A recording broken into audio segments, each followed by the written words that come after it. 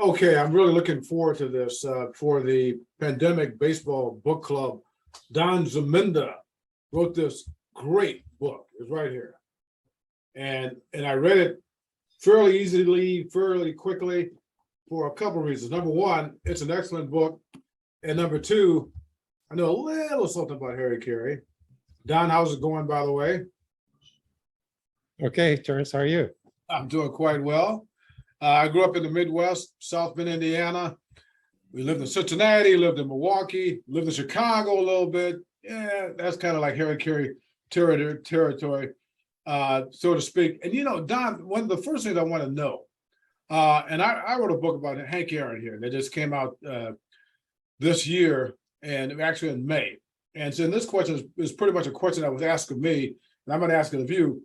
There's just been so much attention through the years, through the decades, given to Harry Caray. Several books written about Harry Caray, movies, documentaries, what have you. What on earth possessed you to write, of all people, about Harry Caray when everybody else has done Harry Caray? Well, I sort of have an ulterior motive. I grew up in Chicago and lived there for the first 50 years of my life. And I grew up on the north side and then in the northern suburbs. But I was always a White Sox fan.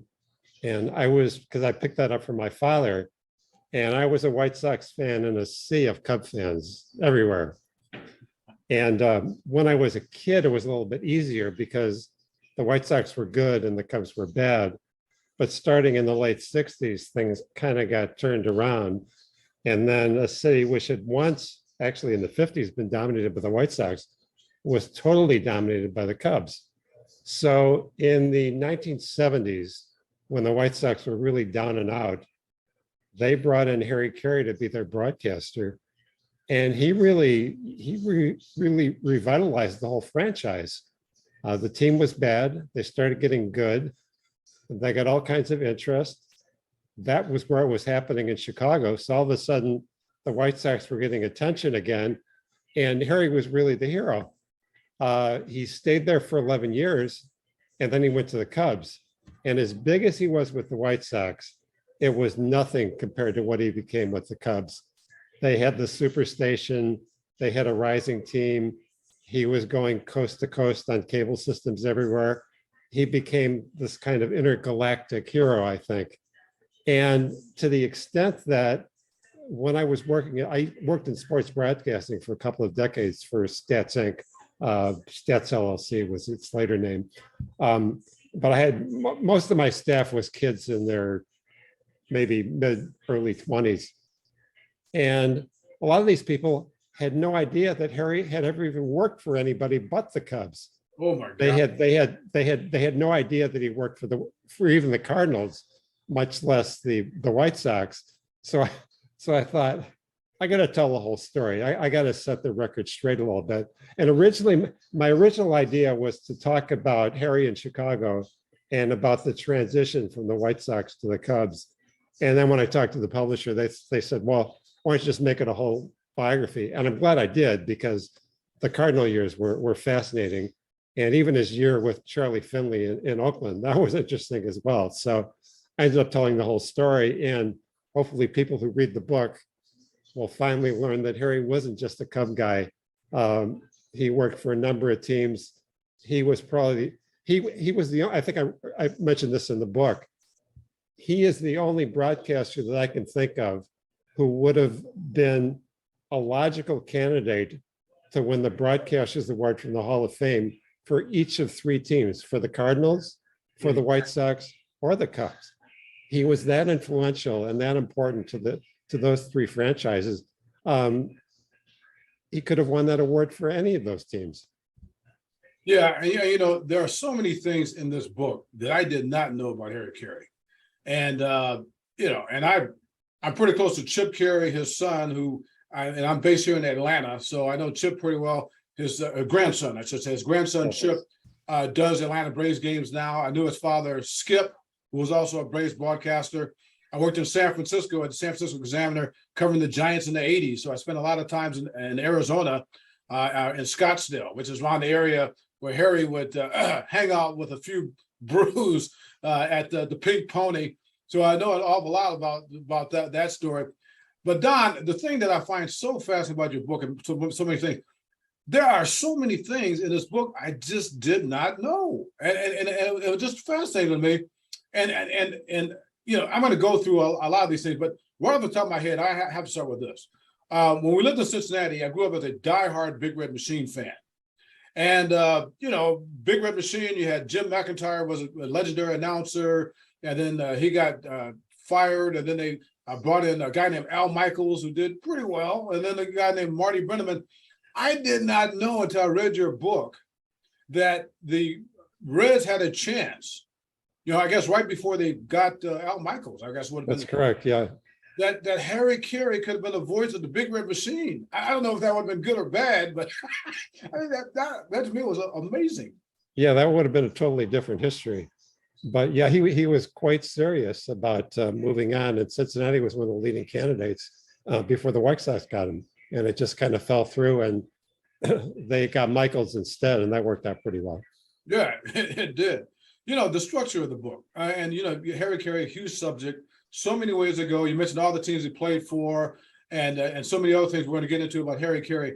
How did you decide to structure this book in this way? It's basically chronological order that you did from his early years in St. Louis and all the way through. Was that a difficult decision to decide how you're going to basically just put this book together?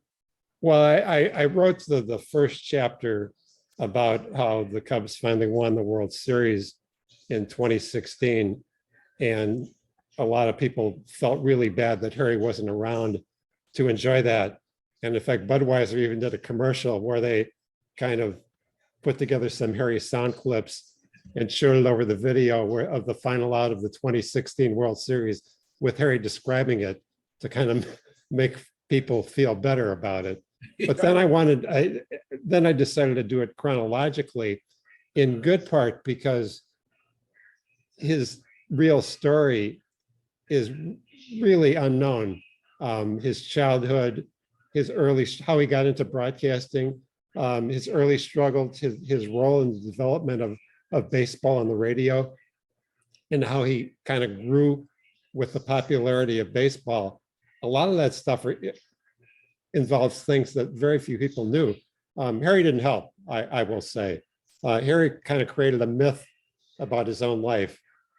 He had a very difficult childhood, but he made it even more difficult. Harry wouldn't even tell you what year he was born. His son Skip used to say every time Harry changes jobs, he gets a little younger. So I found out quite a bit about his childhood and about his early years and about how he broke into broadcasting. And it's a remarkable story. Yeah, the whole thing really is. And I'm going to get into that in the chronological order part, but I want to get one more big picture thing together involving Chip Caray, of course, his grandson, the one that's the broadcaster here in Atlanta. You had some fascinating quotes from Chip about Harry. And I thought, let's begin with this. You had Chip saying that Harry was very good at being Harry, but not so good at being dad or grandson, for that matter, or grandfather, I should say.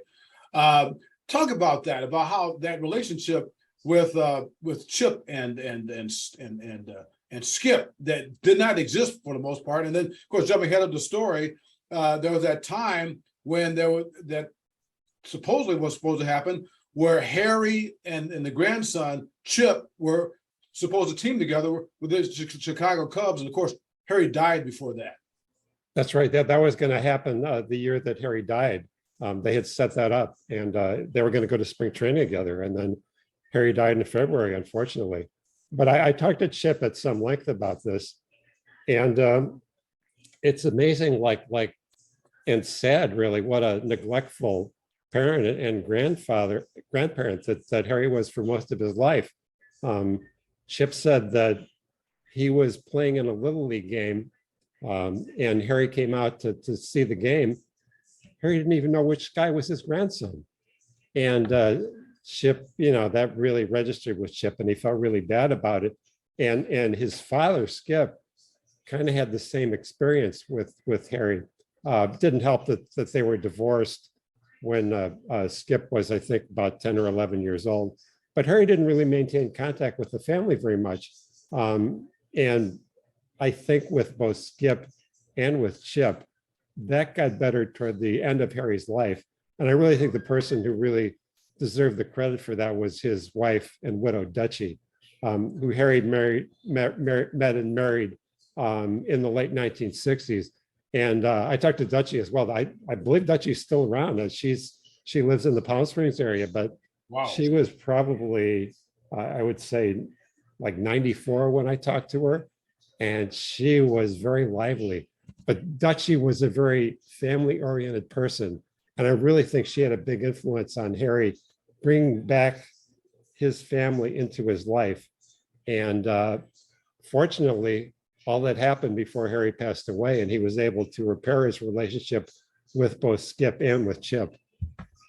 Yeah, you know, and I want to get into the chronological part of it. And I just thought it was so fascinating, his St. Louis years and so many things I did not realize. And again, for those of us who just remember Harry Caray as that guy with the Chicago Cubs and the seventh inning stretch and hey, everybody, that sort of thing.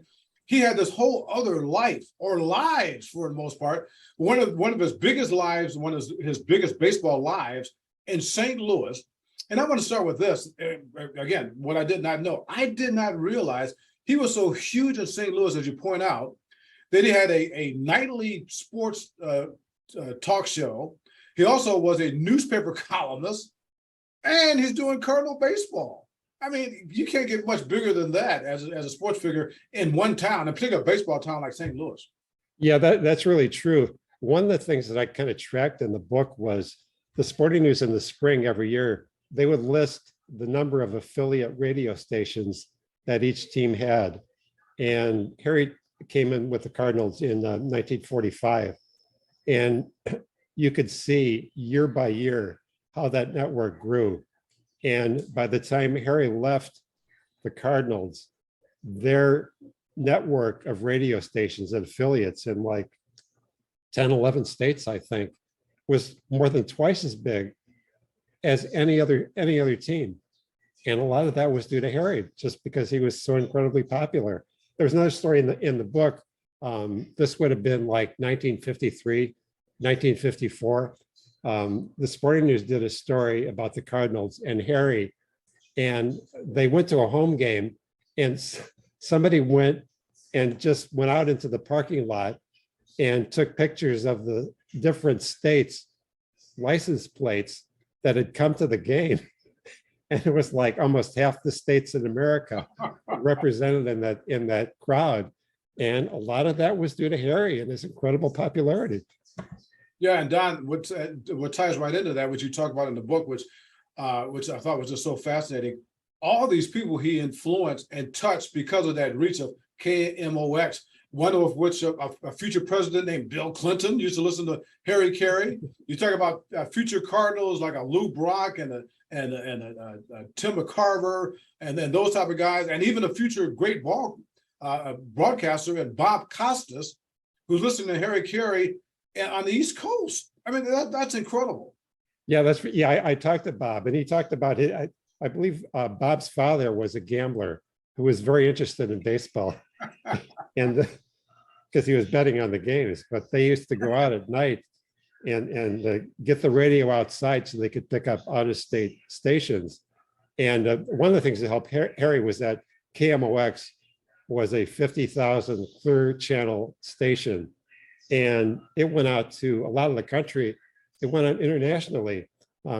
Joe Buck told me that his dad mentioned to him that when Jack was doing games on KMOX with Harry, they used to get fan letters from Africa, people who were able to pick up KMOX.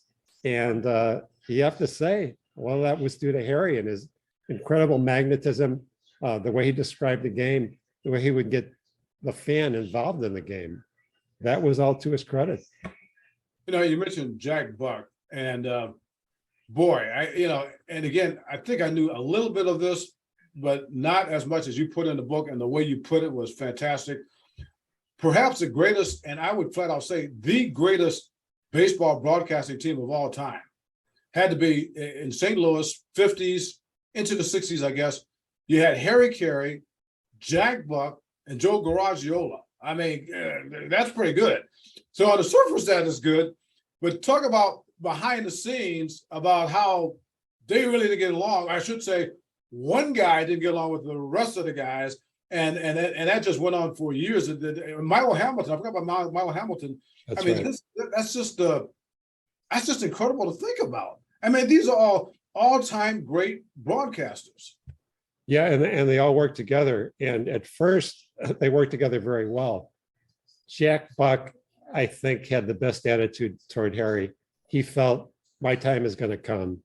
If it's not with the Cardinals, it'll be with somebody else. So Jack kind of bided his time. Jack always said that if something big was happening in the game, Harry wanted the microphone. And Jack felt okay with being the second banana. I don't think he wanted it to be that way forever, but he was with the Cardinals for, I think, 15 years before he got the #1 job. So he was very patient. The other guys were not so patient. I never talked to Milo, but I talked to people who worked with Milo. I talked to a guy who co-wrote Milo's autobiography. And Milo was very bitter about how Harry treated him, first with the Cardinals, and then when he went to Chicago, Milo was supposed to have the #1 Cubs broadcast job after Jack Brickhouse. And then the Cubs found out that they could get Harry, and they just pushed Milo aside. And Milo never got over that. One of the broadcasters that I talked to was a Houston guy named Bill Brown. He told me that when Milo was in Chicago and the 7th inning stretch came on and Harry would sing the song, Milo would very dramatically turn his back to the field to let everybody know who happened to be looking up there that he wanted nothing to do with what Harry was doing, that it was a disgrace to the game. So there was a lot of bitterness there. There were some other broadcasters who Harry had difficult relationships with. Garagiola, I think, was the most interesting one, because really it was Harry who brought Joe Garagiola into broadcasting. Joe had been a player with the Cardinals, but even during his playing careers, Joe was still in his 20s, and he expressed a wish to get into broadcasting. And then he retired at a very early age, and Harry really helped him get that job with KMOX. And then Joe kind of became a star from the first. And the more popular Joe became, the less comfortable Harry was with the relationship. And it finally got to the point where they really weren't speaking with one another during the broadcast. I don't even know how they worked together at all, but Joe eventually left, went to New York, and that was probably a good thing, because it couldn't have gone on like that for any longer than it did. Yeah, I never talked to Joe, but I've had many conversations with Milo Hamilton and also Jack Buck. I've been on this show a couple of times when I was covering baseball. And the thing that's so interesting, and of course I knew Harry, the thing that I found so interesting, and I want you to talk about, and is like these egos. Milo Hamilton his ego was rather large, no doubt about it. Milo liked Milo, all right? That's for sure. And Jack, I didn't really detect much of an ego with him. He was like the guy next door for the most part. And of course, Harry was Harry for the most part. How did that play from your research away from the ballpark, away from the mic? And as far as, you spend a lot of time with each other on the road, for instance, at road games, covering these games. Did they socialize at all? I mean, or was it just mainly just a ballpark thing with those guys when they were in the different cities or even in the same city? I don't know how much he socialized like with Jack Buck. I do know that when he got to Chicago, he worked with a number of younger broadcasters, Tom Brenneman, Dwayne Statz, a few other guys. And they all told me how generous Harry was to them. And Harry would, he had this habit of going out at night after the games and basically closing all the bars in Chicago. Yeah. And these guys were like they had to be like 40 years younger than Harry. And they all told me we couldn't keep up with him. Right. Harry wanted to party all night long, and these guys just wanted to go to sleep. But Harry brought him along, and he was very generous to the younger guys, but they all understood that Harry was the star, and they weren't trying to compete with him. As long as they did that, things worked out pretty well. Another broadcaster who I knew pretty well, because I worked with him, our company supported Fox Broadcast a lot. I got to know Josh Lewin very well. And in the mid 90s, or a few years before Harry died, he was trying to get Chip, yes, to come to the Cubs. And it looked like it was going to happen. Harry was really looking forward to it. And then for one reason or another, Chip felt that the Cubs were trying to lowball him, and he didn't take the offer. So in his place, poor Josh Lewin gets to be brought in. And Harry really took that out on Josh. He felt that Josh is in the chair that Chip was supposed to be in. And he really made Josh's life miserable, to the extent that Josh really doesn't even want to talk about it. I talked mostly to other broadcasters who knew the story more than Josh himself. And Josh lasted 1 year and then moved on to another team. Harry could be demeaning. He could be petty at times. He could be ungenerous at times. Some of those stories are unfortunate, but that's just kind of the way he was. Yeah, Don, correct me if I'm wrong, but is Josh the broadcasting partner who was trying to make good with Harry?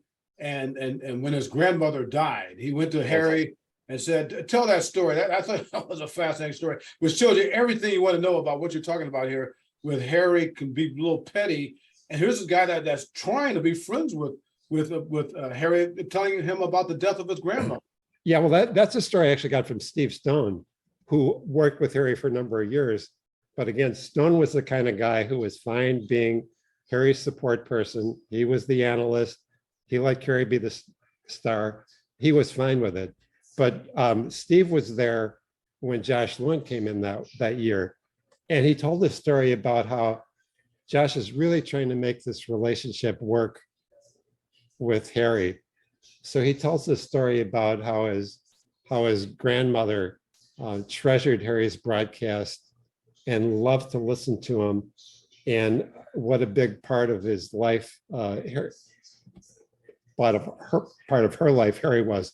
And I can't remember whether she died or not, but Harry just kind of dismissed the whole thing. He just said something like, "Yeah, a lot of old people like me," and just kind of, it was embarrassing. And it had to be very hurtful to Josh, who was only trying to make friends, make peace. And Josh didn't do anything wrong on his own. He was just somebody who unfortunately got the job that Harry thought should have gone to Chip. And he made Josh's life miserable that year. Yeah, you mentioned Chip, and I can remember Chip telling me this one time. In your book, you talk about this great scene, one of the few times that Harry was being the family man. And I guess all the Carays are over their house for Christmas and having a good time, what have you. And what came to my mind was Chip told me one time that he was always, I would say, bitter. I can't remember the term he used, but I'll just use sad. He was always sad, Chip was, to think that Harry treated Tom Brenneman, another guy I know, Tom Brenneman, nice. Yes. So I went to Ohio University. I went to Miami, Ohio, but that's a whole another story. But how Tom Brenneman was always looked at Harry as being his grandfather, and Harry looked at Tom Brenneman as being his grandson, whereas his real grandson, Chip, it was like Harry didn't want anything to do with until that chance had a chance to work together for the most part. Talk a little bit about that. I mean, it's just like how much did you talk to Chip about just that part of it, about how maybe Chip was a little bit resentful of a guy like a Tom Brenneman being as close to Harry when he couldn't be as close to his own grandfather? Yeah, I know Tom pretty well. So I talked to Tom and Chip, and I really think it's true that for most of his life and most of his broadcasting career, he really had a better relationship with guys like Tom Brenneman, who he worked with, than his own grandson. And it's sad, but complicated. Harry was really married to his job and his career. That was always what came first. It was what he wanted to do. It was his whole life. He was always on. He was never off. After the games were over, as I mentioned, he would go to bars and restaurants and talk to people. He was always the life of the party, really, until they had to, drag him into bed pretty much. And Harry loved that. He loved the attention he got from people. That, in a lot of ways, was his family more than his own actual family was. And as I said, really until, Dutchie turned things around and had Harry, pointed out to Harry that you got to work on your own family a little bit, that Harry finally changed. But through most of his life, I mean, that was his family, that was his career, that was what he was most interested in. So, the other fascinating part of your book, the feuds. I mean, this guy was always, Harry Caray, in arguments with somebody, like managers, players, even umpires, opposing teams. I mean, it's just unbelievable. And Ken Boyer, famous one there. I just made a list here: Bill Melton, Greg Luzinski, Dick Allen. And let me ask you an overall point on this. Was there something inherent in him that made him want to just be disagreeable? Or, I mean, what caused this? I mean, I can understand maybe a few disagreements here and there, but it was like he was like at war with everybody at some point, it seemed like. Well, I mean, he always felt that he was the voice of the fan and that he was expressing what fans were thinking, and it wasn't always positive. And he felt, he almost took like a personal affront if a player who he thought was talented wasn't living up to his potential and his responsibilities to the team. I was very close to the White Sox in the 70s when Dick Allen came in 1972 and had this incredible first season with the White Sox. Oh, yes. Most valuable player in the league. Led the team into contention in the AL West. They didn't beat out the A's, but they came very close to challenging and beating out the team that won the World Series that year. And Dick was the hero.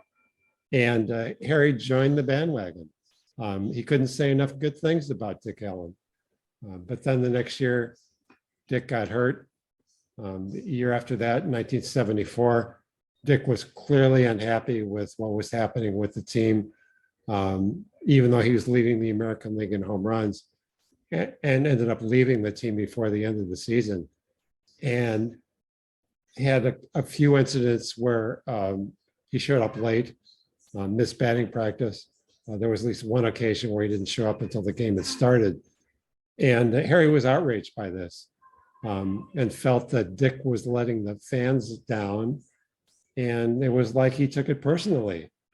And so he felt that he should express what a lot of fans were thinking, which is that this guy is cheating you in not living up to his potential. And we should take it out on him. And it got pretty bitter. I don't blame Dick for wanting to leave the White Sox the way his last season unfolded. Bill Melton was a very good player, a home run champion, actually before Harry came to the White Sox. And then he had a really good year. His first year that Harry was with the White Sox, he hurt his back and was never the same player after that, and was trying to play injured, clearly could not play up to the way he had played before, but Harry didn't want to hear about it. Anytime Bill Melton did something that Harry felt was cheating the team, not running out a ground ball, not advancing on a fly ball, things like that, Harry would just harp on it. And it got to the point where Melton eventually left the team and went to the Angels. And when he left, he said, if I'd had to stay with the White Sox, I would have quit because of Harry. And, that's tough. Yeah, Don, one of the things that kept occurring to me, or I kept thinking about reading your book, and again, like these wars, these disputes, these feuds, or whatever you want to call it, that he had with players and managers. I mean, we're talking about Cardinal days, the A's, not so much with A's as it seemed like, White Sox, yeah, a little bit with the Cubs. Here's what I want to ask you. How on earth did these players and these managers find out what he's saying? Shouldn't they be playing the game? Shouldn't they be managing the game? Shouldn't they be umpiring the game? I mean, how do they know all of this stuff? Well, that's a good question, but supposedly some of the White Sox players would have the radio on during the game, or the television if Harry was on TV, and they would monitor it because they didn't like what he was doing to them and running down their talents. I mean, that got kind of silly, to be frank, but they used to monitor what he was saying and talking about them. Yeah, that's rather incredible to me. But going back into chronological order, we're talking about those Cardinal years. Very popular guy, but he still gets fired. And there were all these rumors. I know through the years, at least I looked at them as rumors that he was having an affair with Bush's, the owner's son's wife or whatever. And I just always dismissed that.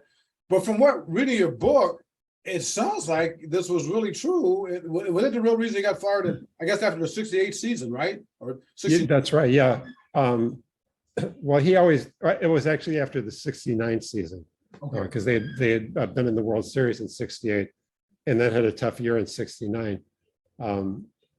Harry always denied that he was involved with this woman. She denied it herself. Somebody did an interview with her, 20, 30 years after the fact, and she still denied that there was any involvement.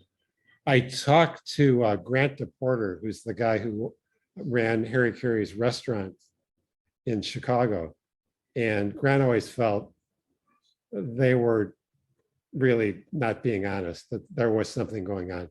In a way, it didn't matter. St. Louis is a smaller town than like Los Angeles is, or Chicago, or New York. If there are stories about somebody, about a broadcaster, that's going to go around town, and it's not going to make the team look good. And Gussie Busch was very sensitive to that. During the '69 season, Harry got off on the wrong foot with Gussie when the National League had expanded into Montreal. And Harry did the first series that the Expos were playing at home against the Cardinals. And Harry spent a lot of the broadcast trashing the team, trashing the stadium, talking about how they weren't ready for Major League Baseball, and just kind of leaving a bad taste in people's mouth. And a lot of people wrote in to Gussie Busch and said, this is unfair. We're a new team. We're in a park that, really wasn't good for Major League Baseball. We're just trying to get going with the franchise. And out of the gate, this guy is ripping us. And Gussie didn't like that. He took that to heart, and that kind of turned him against Harry. And then these rumors, whether true or not, that just added to the mix. And you have to understand, Gussie Busch was a businessman, and Harry was selling Budweiser. Harry was the world's biggest beer salesman. I mean, he proved that in Chicago. I mean, you couldn't get enough of Harry selling Budweiser in Chicago, but he was a key to the sales of the beer, or at least Gussie Busch felt that way. And there were meetings of Budweiser stockholders where the board of directors felt that this guy is not helping us anymore. And in fact, he's starting to become a negative influence. And I really think that was a big reason. It was a combination of things. Probably the rumored affair was the last straw. But if beer sales weren't going down, Harry might have stayed there. Yeah, you know, and this brings me to yet another thing of many in the book that I did not realize. And again, he gets fired after the '69 season with St. Louis. He spends 1 year with the Oakland A's with Charlie Finley. I dealt with Charlie Finley myself, and Charlie Finley could be a little different.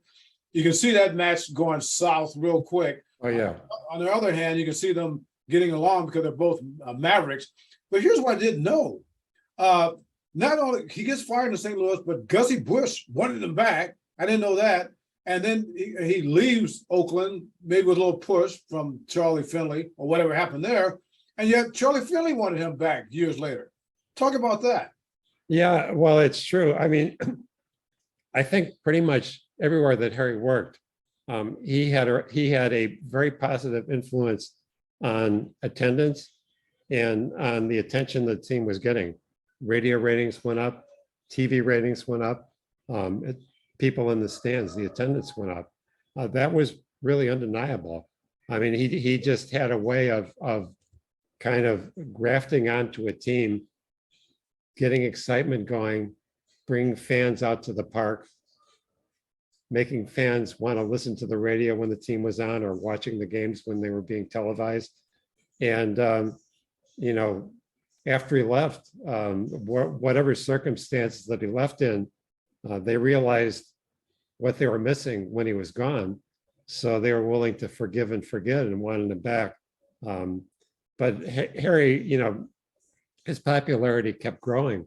And, you know, he kind of didn't need those people anymore. Yeah, you know, turning to the White Sox years, and this is when we moved to Chicago in the early '70s. So I was there when he was with the White Sox, and you brought back some memories, some not so good memories about how trying to find a White Sox game on the radio was like, where's Waldo? I mean, they're all over the place, you know, just low visibility.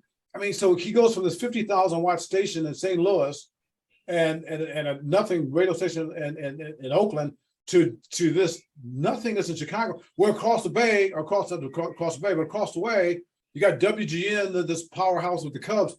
How did that affect his ego at all? But, you know, being sort of like secondary to the Cubs, first of all, and number two, just being this low visibility guy, not only on the radio, but also television too.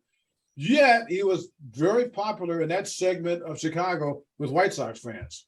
Well, I think he took that as a challenge and felt that he could grow the franchise, which he did. I mean, they were so bad in from 1968 to 1970. They were playing home games in Milwaukee. The Braves had left. The Brewers hadn't come in yet. The Brewers took over the Seattle franchise in 1970, but in '68 and '69, the White Sox were playing home games in Milwaukee, and almost a third or more of their attendance was just those handful of games in Milwaukee. That's what bad shape the team was in. Now Harry comes in, and yeah, one thing you have to understand about the deal that Harry made when he came to the White Sox, he was still making a lot of money. They made him one of the highest, if not the highest paid broadcaster in Chicago. Plus he had something in his contract where after attendance went over a certain amount, he started getting additional royalty money. So I think his first year, he probably came close to making six figures, even though he was on this little rinky-dink radio network. But he was so good and so popular that it didn't take long before the big stations wanted him. And even when he was on those little stations, there were nights when they were getting more listeners than the Cubs were getting on the big WGN station that could be heard from coast to coast. That's how popular Harry was. So I think he took that as a challenge. Plus, it wasn't hurting his pocketbook. If any, you know, on the contrary, he was doing as well or better than ever.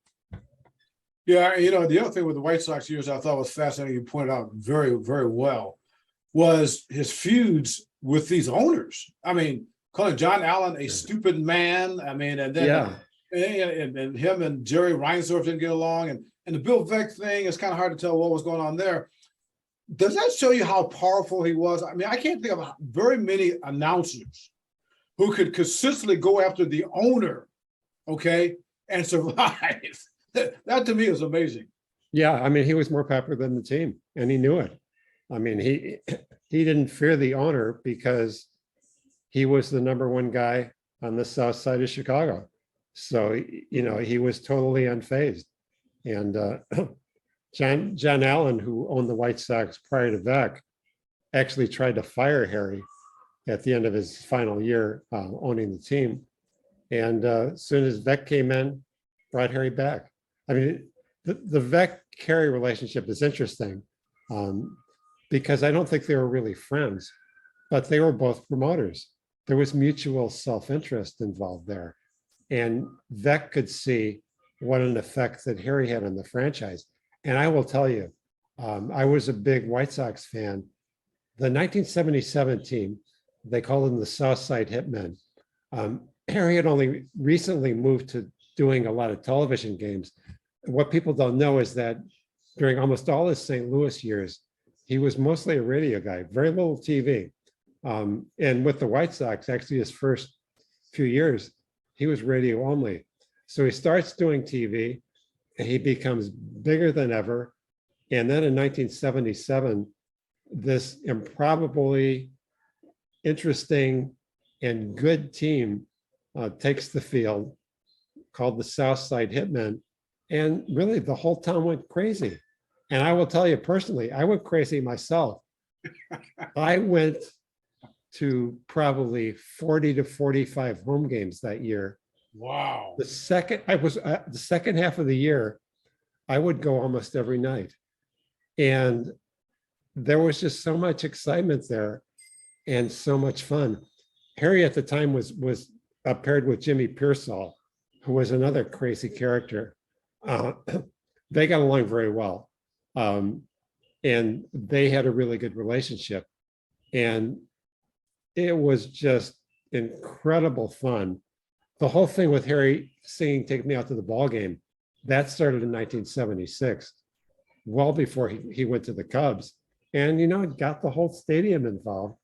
And that whole year, even though they ended up fading at the end and finishing in third place, it was like a year-long party.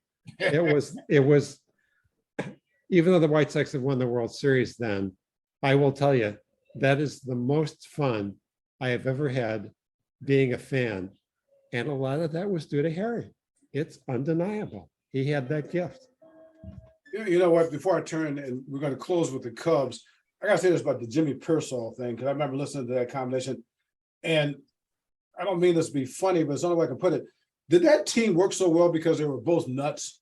I mean, Jimmy Pearsall and Harry Caray, I mean, they're both, wacky guys. But as you say, it worked perfectly. Yeah, it did. And I think Harry knew that Jimmy could get out of hand. And there were times when he kind of egged Jimmy on. And Jimmy actually got into trouble a few times because he kind of went over the edge. But to Harry, this was good television, good radio. So, he kind of took advantage of Jimmy, I think, to a degree. And then eventually Harry went to the Cubs and Jimmy tried to stay on, but it just didn't work. And Jimmy ended up losing his job, which was unfortunate, but at their height, they were an incredibly entertaining broadcasting team. Bob Verdi, who's a famous Chicago sports writer who I talked to, told me that in the Chicago Tribune newsroom, they would have the radio on during White Sox broadcast, just in case Harry or Jimmy or the combination of both did something that was so newsworthy that they would have to write about it. They couldn't take a chance in not being first and hearing the story. Turning to the Cubs, you had a stat in there, and I'm going to screw it up, so you got to correct me, because I'm trying to go off the top of my head with this. And I looked at this and I said, really? And you said that he was broadcasting the Cub games, Harry Caray, was it 15 years? About, yeah, a little less than that, but almost that, yeah. Let's say out of the 15 years, I think the figure was 11 out of those 15 years, the Cubs had losing seasons. That's right. And it was like, whoa, because, and being, like I said, I thought I was fairly familiar. I would have guessed it would have been the opposite of that. And what that does, it just tells you how good and popular he was with the Cubs, because people didn't really care that the Cubs were that bad. That's pretty bad. And is that an indication about how he was able to, just with sheer personality? And again, you have put in your book about that time in I guess in the early 90s, 91, 92, thereabouts, is when the Cubs started having higher attendance every year than the White Sox. And despite having those losing teams, and that, I guess that has to be because of Harry. Yeah, well, he was fortunate in that he went to the Cubs at exactly the right time. Cable TV was new. It was just coming in. Cable operators were desperate to have something to show. So WGN and WTBS with the Braves, they pretty much gave the product away in order to get onto TV sets across the country. But both teams became incredibly popular because of that, in particular the Cubs with Harry. I mean, he really became a national hero because of that. I mean, he was on David Letterman. He was on other national news and entertainment and sports shows because of that cable part of the operation that hadn't existed before. But I remember very well when I was a kid, the White Sox used to routinely outtry the Cubs in the 70s and during the early 80s. Even after Harry had come to the Cubs, there were years when the White Sox outdrew the Cubs. But starting about 1984, when the Cubs had that year when they won the division title, I think except for the year that the White Sox opened their new stadium, and there was curiosity about that, the Cubs were always outdrawing the White Sox. And it finally got to the point where, I mean, the White Sox, God bless them, they're a good team. They're a competitive team. If they draw 1.5 million, 2 million people, they're having a great year. Meanwhile, the Cubs are coming close to doubling that. They're getting over 3 million, whether the team is good or not. And so much of that is Harry's legacy. I mean, even after he died, it continued. That's what that's the energy that he infused into the franchise. One of the subtitles of the book is Baseball's Greatest Salesman. Yeah. And it's true. I really think it's true. There was nobody like Harry to make baseball more fun. You wanted to listen to him. You wanted to watch him. You wanted to come out to the ballpark because he made the game so much fun. Yeah, Don, there was a moment in your book, well, many moments along these lines, but I'm reading your book and I would say like, oh, that's right. I never thought about that before. And this hit me like a sledgehammer because like I said, I listened to a lot of White Sox games, a lot of Cubs games. Didn't listen to Harry when he was with the Cardinals. I was a little younger back then. But I mean, you point out in this book something that was just so true. There was a metamorphosis of Harry Caray in the sense that this guy that was so brutally honest, so just took a sledgehammer approach to broadcasting, talking about players not performing and managers are, this, that, and the owners or whatever. He was totally the opposite with the Cubs. I mean, he was a cheerleader with the Cubs. And then as I think about that, I says, I never noticed that. What happened to him? Was it just old age? Well, I think one of the stories that I heard was that Dallas Green was in charge of the Cubs operation when Harry went from the south side to the north side. And Dallas kind of took Harry aside and said, you can criticize the players, you could be fair, you can be honest, but there's got to be a limit. You can't start feuds with the players. That's got to stop. And I think at that point of his career, he was older, he was happily married, he wasn't bitter like he had been through a lot of his career and a lot of his life. And he was just kind of in a different place as a person. Harry was happy to go along with that. I mean, he did criticize the Cubs from time to time, but there are players. Their pitcher George Frazier comes to mind. Danny Jackson. Oh, yeah. Harry would be ripping Danny Jackson. How could this guy be so good for other teams? Then he comes here and he can't get anybody out. So it wasn't like he toned his act down completely, but he kept it within acceptable limits as far as the Cubs were concerned. Everybody was fine with that. Plus, he was such a hero now. He was much bigger than he'd ever been before. He was a bigger star than he'd ever been before. He was happy with the way things were. You know, and a couple other things in closing, I guess, is that Harry Caray, obviously in the St. Louis years, might have been Bob Costa said it, we quoted in the book, was a fantastic announcer. I mean, just as far as just the mechanics of it, mechanics and what have you. Not to say he wasn't later on, but he became more of a kind of a cartoon character. Certainly after his stroke in 1987, mispronouncing names, right? That sort of thing. But yet he was still larger than life. Talk about that, about how he was able to maintain that that sort of like bigger than life stature, despite, you know, showing a little age or a lot of age there near the end.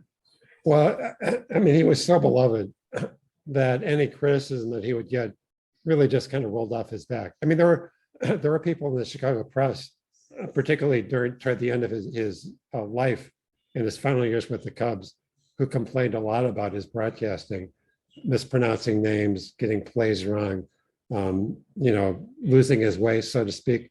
And they would criticize him in print. But Harry had so many defenders that it didn't matter.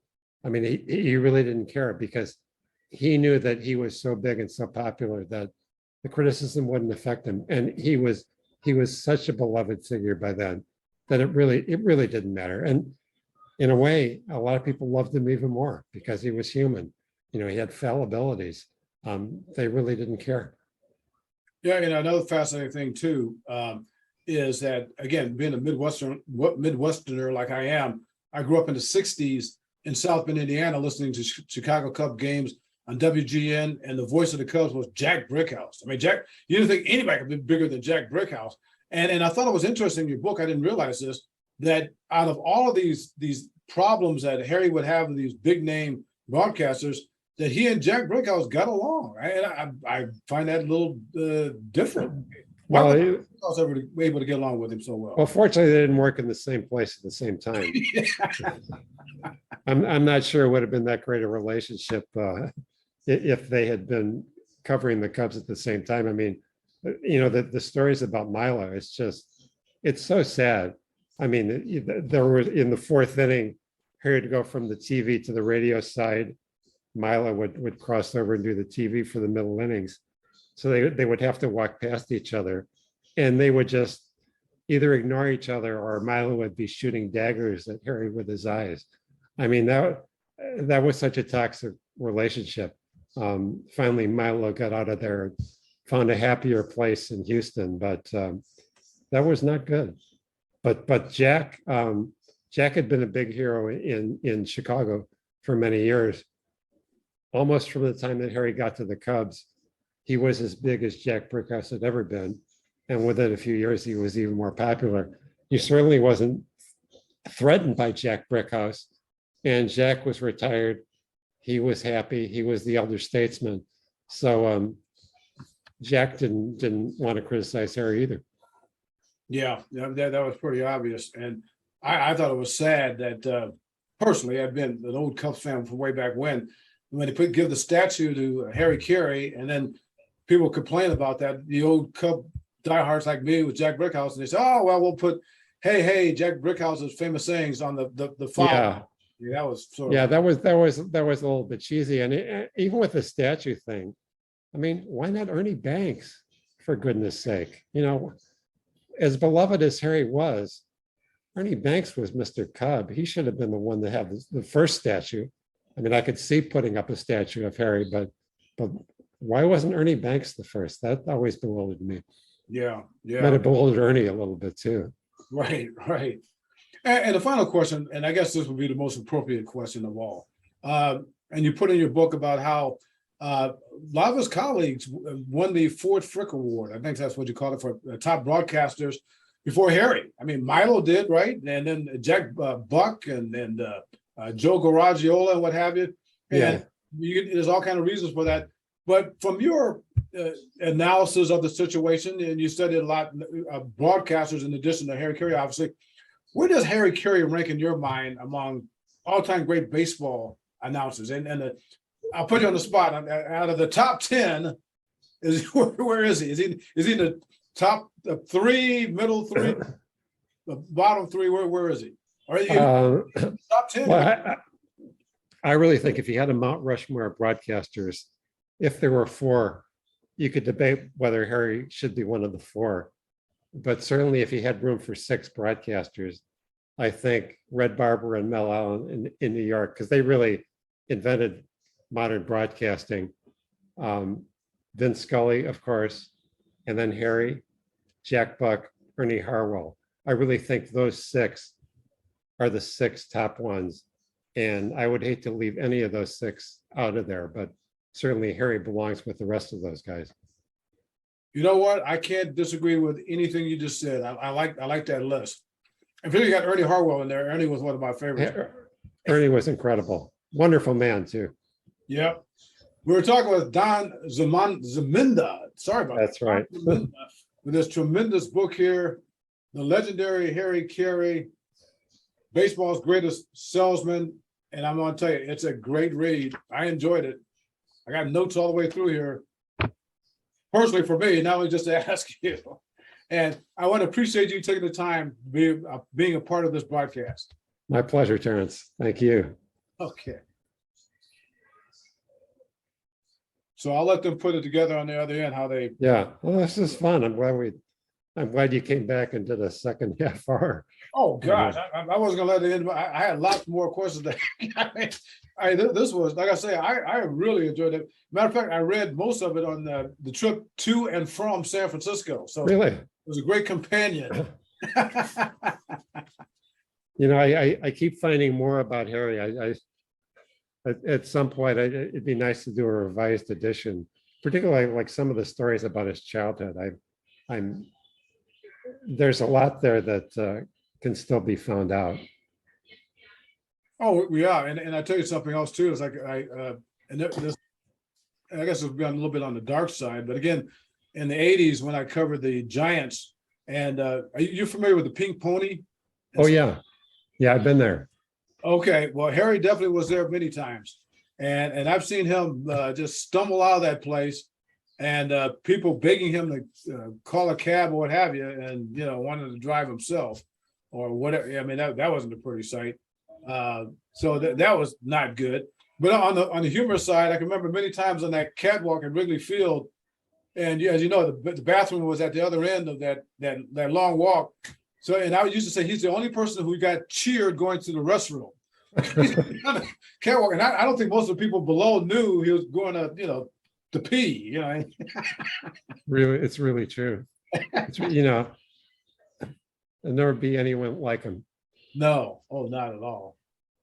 Well, thanks again, and I'll get it into to the people over there at the pandemic, and we'll let it rock and roll. That's great. Has anybody interviewed you for your book yet? Not as of yet. No. Okay. I'll look forward to that, though. Yeah. Mine just came out here back in May.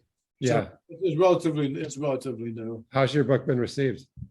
Very good. Very good. As a matter of fact, what I'm quite proud of, I've had so many people tell me, well, it's 95% stuff that's never been told before about Hank. Because I was closer to Hank than any other reporter for 40-year relationship. And he told me things he never told anybody before. And matter of fact, a few months before his death, that's when I asked him, I said, hey, Hank, I got all this. He said, we need to do a book. And I also had all these tape recordings saved over 30 years of Hank. That just incredible stuff. Oh, that's great. So I was able to weave that into the picture. But a couple of things. Do you know you remember Bob Hope? Not the comedian, but the PR guy for the Braves. Yeah, I remember him, yes. And he was one of Hank's best friends. And one of the book signings I did, he was the moderator at the event. And he was telling me, he said that I have more stuff in this book he's never heard about Hank in his life. And he said he thought he knew everything there is to know about Hank. That was a tremendous compliment. And the other one was Terry McGurk, the CEO of the Braves. And Yeah. he was Braves. He was Hank's closest friend on the Braves. He said the same thing. I mean, it's so that's what's good about it. People look at it, and it's not your same old Hank Aaron book. That's great. That's great. It's different. And I kind of did it in a different way too, sort of the symmetry between Hank, Jackie Robinson, and myself, and being a trailblazing Black sports journalist. And that's one of the things Hank and I talked about quite a bit, and also the Jackie Robinson part of it, because that was his hero. So Yes. it's kind of a story about the three of us. That is great. Yeah, I'm looking forward to reading it myself. I appreciate it. Okay. Terrence, thank you so much. Okay. Really had a good time.